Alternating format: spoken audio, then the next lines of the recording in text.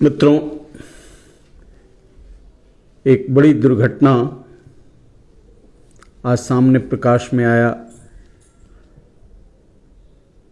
मैं अपनी प्रतिक्रिया देने से अपने को रोक नहीं सका।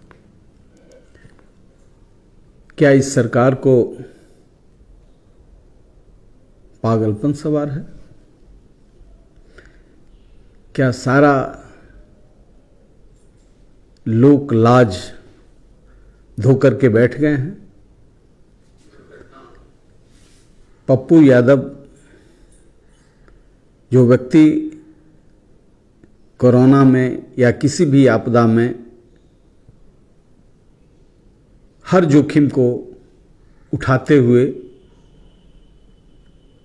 लोगों से रूबरू होकर के उनकी समस्याओं से अपनी ताकत भर जो लड़ रहा है, उस आदमी को गिरफ्तार किया गया। आश्चर्य है। लेकिन आश्चर्य इसलिए भी मुझे नहीं हो रहा है कि ये होना था। सरकार की किरकिरी हो रही थी, क्योंकि सरकार कुछ कर नहीं रही थी।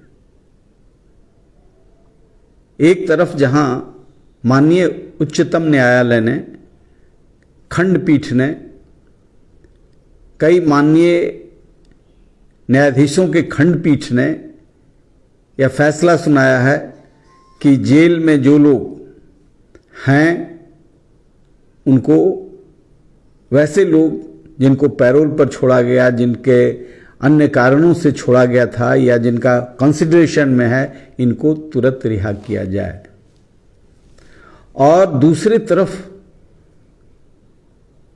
सुशासन, माननीय नीतीश कुमार जी, क्या आसमान टूट रहा था?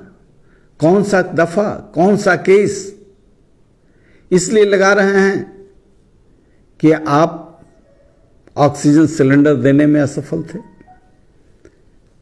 आपकी भद पीट रही थी, और कुछ लोग ये काम कर रहे थे जिसमें पप्पू यादव सबसे अगली कड़ी में थे। आपके लोग, आपका सिस्टम लाचार था, बेबस था, दवाएं नहीं जुट रही थी, ये इंतजाम करके दवा दे रहे थे। हमारे कई लोग इनकी दवा से आज बच गए हैं, उनको जिंदगी मिली है। तो एक तरफ जो जिंदगी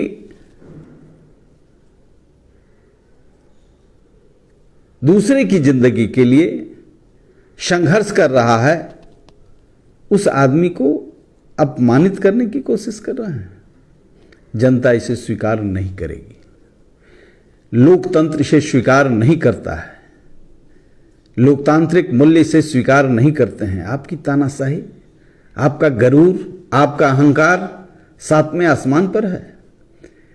कुछ चोर उचक्कों के सहारे चाहते हैं जबरदस्त तरीके से, चाहे जितना आपदा, जितनी विपदा आए, जिस तरह का संकट आए, लोग झेले, मौन होकर के झेले, चुपचाप रहे। आज भी जब आप गिरफ्तारी कर रहे थे पीएमसीएच में, जाप के कार्यकर्ता खाना देने गए थे, उन्हें नहीं देने दिया गया। आपका चेहरा बेनकाब हो रहा था, इसलिए आप गिरफ्तार कर रहे हैं। गिरफ्तार करके किसी आदमी के जुनून को, संकल्प को आप तोड़ नहीं सकते हैं। महोदय, आज भी समय है। जो करना था 15 वर्षों में तो किया नहीं। एक 15 साल लगातार चिल्लाता रहा हूं मैं कि स्वास्थ्य की संपूर्ण व्यवस्था ढह गई है। आप म्यूजियम बना रहे हैं, आप पार्क बना रहे हैं, लेकिन जहां लोग जिंदगी और मौत के लिए संघर्ष कर रहे हैं, उसकी कोई व्यवस्था आप नहीं की। आज डॉक्टर बहाल कर रहे हैं, एक दिन में डॉक्टर मिलता है। पीएमसीएच में इंजेक्शन देने वाला नहीं है। जो डॉक्टर, जो आपने पैरामेडिकल की बहाली की है, वो घूस पर बहाली किया है, वो दलालों के हाथों बहाली किया है, और जिसके कारण है कि एक पेशेंट को जो तकलीफ में रहता है उसको 20 बार प्रिक करता है तभी नस नहीं मिलता है। मैं परसों जा कर के खुद देखा हूँ और इस तरह की अराजक की स्थिति है।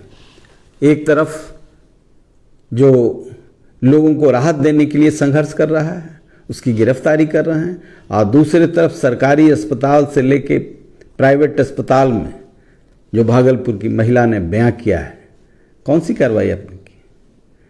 कौन सी कार्रवाई की? पूरे देश में नहीं दुनिया में यह चेहरा उभर करके आया है सुशासन का कि अस्पतालों में ये होता है। जिंदगी के लिए जो संघर्ष कर रहा है, जिसके पति मौत के मुंह में हैं लेकिन उसका स्वाभिमान मरा नहीं है, उसके सामने उसकी पत्नी की आबरू लूटने का प्रयास किया जाता है। और इतना जघन्य अपराध भागलपुर से लेकर पटना तक होता है, सारा मीडिया में आता है। गिरफ्तारी कहाँ होनी चाहिए? वहाँ कानून काम नहीं करना चाहिए? क्या कानून के परिव्यू में ये नहीं आते हैं? लेकिन हद है आपका सुशासन। आप ऐसे आदमी को गिरफ्तार कर रहे हैं जो जान जोखिम में लगा करके सारे चीज़ों को आपकी सड़ी गली व्यवस्था का पोल खोल रहा है, और एक तरफ गुंडों का राज, अपराधियों का राज, सत्ता परस्त लोगों द्वारा बेबस लाचार लोगों को बाध्य किया जा रहा है सिलेंडर ब्लैक में खरीदने के लिए, दवाइयाँ ब्लैक में खरीदने के लिए, और सारा हद जब पार कर गया तो दिखलाने के लिए कुछ रेड कर रहे हैं। साइबर क्राइम की बात कर रहे हैं। 3 साल से मैं बोल रहा हूँ नालंदा गढ़ है साइबर क्राइम का, सारी ट्रेनिंग वहाँ होती है साइबर क्राइम का, लेकिन आपका प्रशासन हाथ पर हाथ धर के बैठा हुआ है। आप अपराध से लड़ने चले हैं ना, नकली छिछला व्यवहार। यही काम आपने मेरे साथ किया था, किडनैपिंग का केस बनाया था,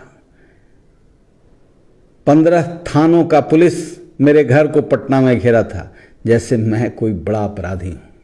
आज पप्पू यादव कोई अच्छा काम कर रहे हैं तो आज पप्पू यादव को घेर करके केस बनाया जा रहा है, कानून के दायरे में लाया जा रहा है। कानून का ये राज है। महिला जो चिल्ला रही है, तड़फड़ा रही है, उस पर आपका कुछ नहीं।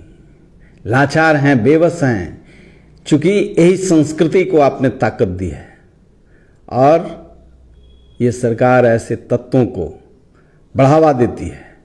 शर्म करना चाहिए। मैं आज भी कहूँगा सरकार को कि ये इतिहास माफ़ नहीं करेगा ऐसे जांबाज लोगों को जो कठिनाई की दौर में लोगों की मदद करने के लिए कूद पड़ा है। उसको आज रोका जा रहा है, कोई सामने नहीं आएगा। आज पास मिलना चाहिए था, स्वयंसेवी संस्थाओं को पास मिलना चाहिए था। ऐसे जो जनप्रतिनिधि हैं, छुपे हुए हैं, और जो लोग लड़ रहे हैं उनके लिए जेल की व्यवस्था कर रहे हैं। इसलिए इतिहास माफ़ नहीं करेगा। आपसे आज भी अनुरोध है, दिमाग ठंडा करके जरा सोचिए कि किस तरीके से लाखों लोग तड़प रहा है सिलेंडर के बिना, दवाई के बिना, गैस के बिना, ऑक्सीजन के बिना, और आप जो इस तंत्र को साथ जो पीड़ित मानवता के साथ सेवा के लिए आगे आया है, आपने ताकत वहाँ लगाई है। ताकत आपने नहीं लगाया वहाँ जहाँ लगना चाहिए था। आप तो विधायक खरीदने में रह गए, आप तो सरकार में आपसी द्वंद्व को निपटाने में रह गए।